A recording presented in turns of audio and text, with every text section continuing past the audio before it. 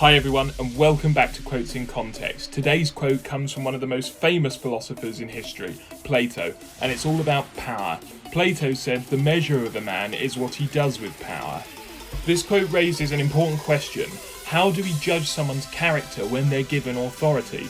For Plato, power reveals a person's true nature, whether they will act justly or succumb to corruption. To understand this quote, let's dive into the context of Plato's time.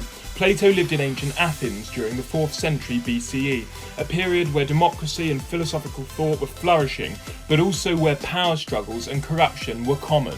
Plato had a front row seat to how power could both elevate and destroy.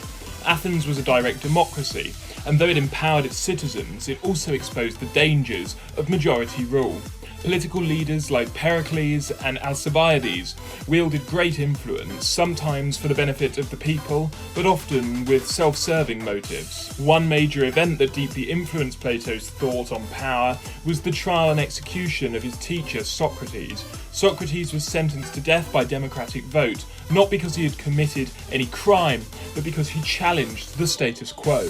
This showed Plato how power, even when given to the people, could be misused.